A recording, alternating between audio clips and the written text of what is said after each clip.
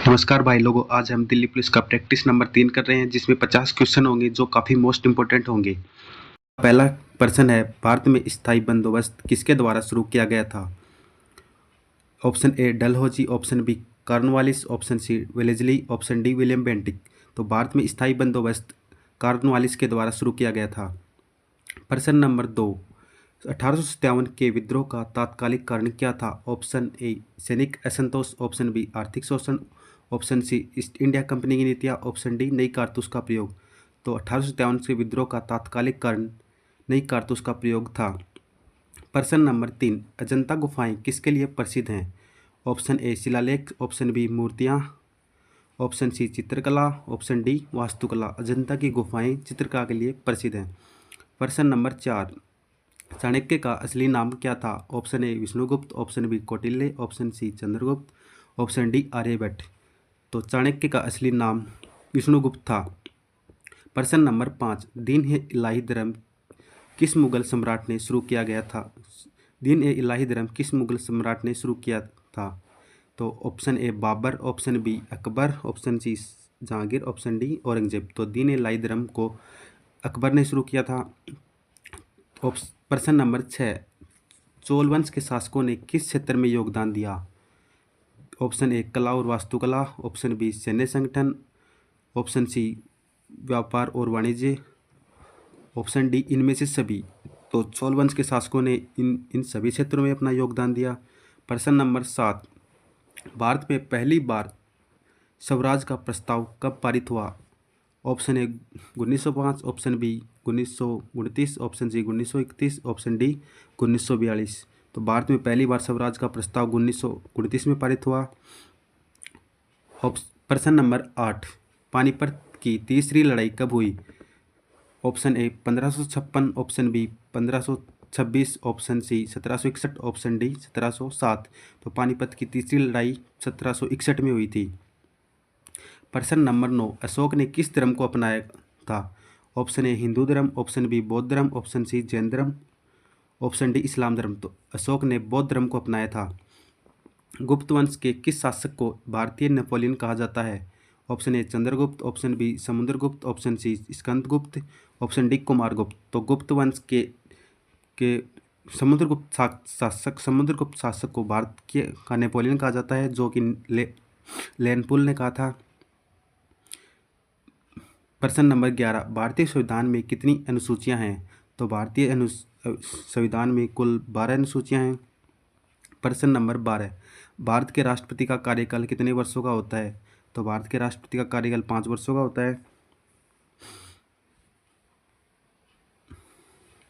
प्रश्न नंबर 13, संविधान का कौन सा अनुच्छेद समानता के अधिकार से संबंधित है? तो संविधान का अनुच्छेद 14 से 18 समानता के अधिकार से संबंधित है।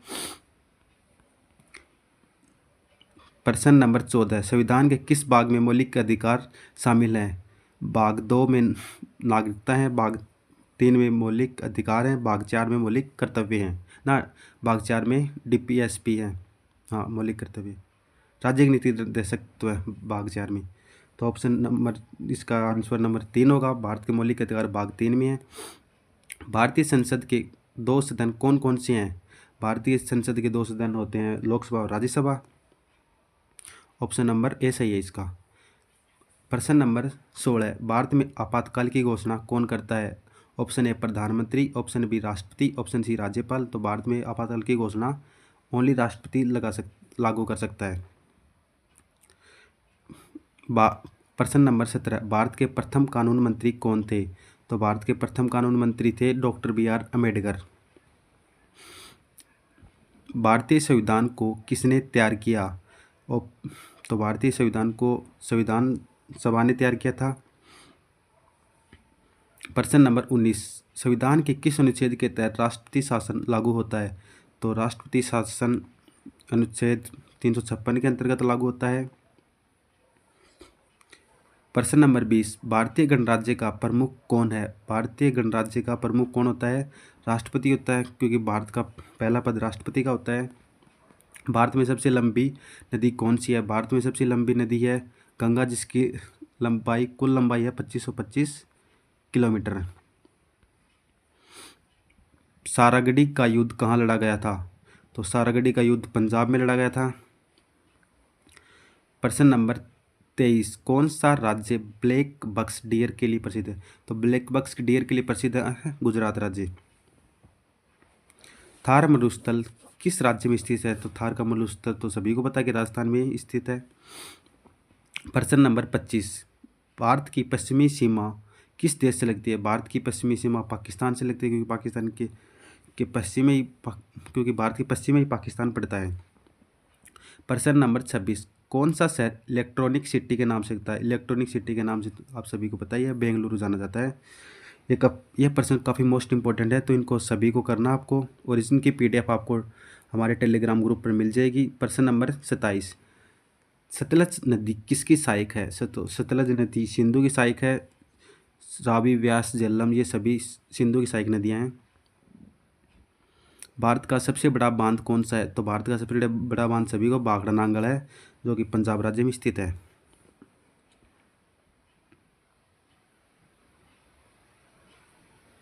भारत का सबसे दक्षिणी छोर कौन सा है? तो भारत का सबसे दक्षिणी छोर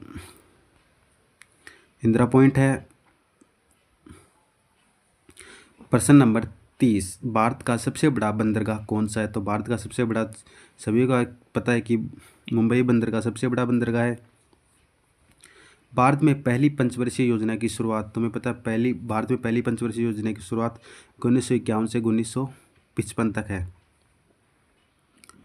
प्रश्न नंबर 32, भारतीय रुपये का प्रतीक कब अपनाया गया? तो भारतीय रुपये का प्रतीक वर्ष 2010 में अपनाया गया। भारत का केंद्रीय बैंक कौन सा बैंक है? तो भारत का केंद्रीय बैंक सभी को पता RBI है। प्रश्न नंबर 34, भारत में सबसे अधिक गेहूं उत्पादक राज्य कौन सा है? तो सबसे अधिक गेहूं उत्तर प्रदेश राज्य में उगाए जाते हैं, और उत्पादक भंडार भी वही है। GST वस्तु एवं सेवा कर किस वर्ष लागू किया? GST goods and service tax होता है, जिसको वर्ष 2017 में लागू किया गया। राष्ट्रीय आय का पहला अनुमान किसने लगाया था? राष्ट्रीय आय का पहला अनुमान लगाया था दादा भाई नेहरू जी ने लगाया था 1862 में। प्रश्न नंबर 37, भारत में हरित क्रांति का संबंध किससे है? तो भारत में हरित क्रांति का संबंध चावल और गेहूं उत्पादन से है। भारत में हरित क्रांति का जो जनक वो MS स्वामीनाथन है, और विश्व में नॉर्मन बोरलॉग है। प्रश्न नंबर 38, भारत में राष्ट्रीय बैंकों का राष्ट्रीयकरण कब हुआ? तो भारत में बैंकों का राष्ट्रीयकरण हुआ था 1969 में। प्रश्न नंबर 39, दुनिया का सबसे बड़ा कोयला उत्पादक देश कौन सा है? तो दुनिया का सबसे बड़ा कोयला उत्पादक देश चीन है, और भारत में सबसे बड़ा कोयला उत्पादक राज्य है छत्तीसगढ़। तो नीति आयोग की स्थापना कब की गई? नीति आयोग की स्थापना 2015 में की गई थी, जो 1950 में योजना आयोग के नाम को ही चेंज कर दिया गया था। सबसे हल्की धातु कौन सी? सबकी हल्की धातु आप सभी को पता ही लिथियम होती है। DNA की खोज किसने की? DNA की खोज वाटसन क्रिक ने की थी। मनुष्य में रक्त का सामान्य pH मान कितना होता है? तो मनुष्य में सामान्य रक्त का pH मान 7.4 होता है, और शुद्ध जल का 7 होता है। सबसे अधिक प्रोटीन किस में पाया जाता है? सबसे अधिक प्रोटीन सोयाबीन में पाया जाता है, जो लगभग 100 ग्राम में 55% होता ही है सोयाबीन में प्रोटीन। सूर्य की प्रश्न नंबर 45, सूर्य की ऊर्जा किस क्रिया से उत्पन्न होती है? तो सूर्य की जो ऊर्जा है वो फ्यूजन प्रक्रिया से उत्पन्न होती है। सबसे बड़ा फूल कौन सा है? तो सबसे बड़ा फूल होता है रेफ्लेशिया। प्रश्न नंबर 47, रक्त में ऑक्सीजन ले जाने वाला तत्व कौन सा है? तो रक्त में ऑक्सीजन ले जाने वाला तत्व आयरन होता है।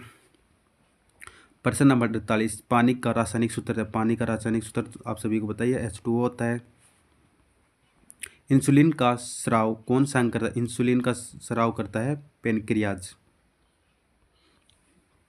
प्रश्न नंबर 50, ओजोन परत किस गैस से बनी होती है? तो ओजोन परत ओजोन गैस से बनी होती है। अगर आपको वीडियो पसंद आए तो वीडियो को लाइक और चैनल को सब्सक्राइब करें, और इन सभी प्रैक्टिस सेटों की PDF के लिए हमारे आप टेलीग्राम ग्रुप से ज्वाइन हो जाइए, और जिसकी लिंक आपको डिस्क्रिप्शन बॉक्स में मिल जाएगी। तो चलिए मिलते हैं कल के प्रैक्टिस सेट में। जय हिंद, जय भारत।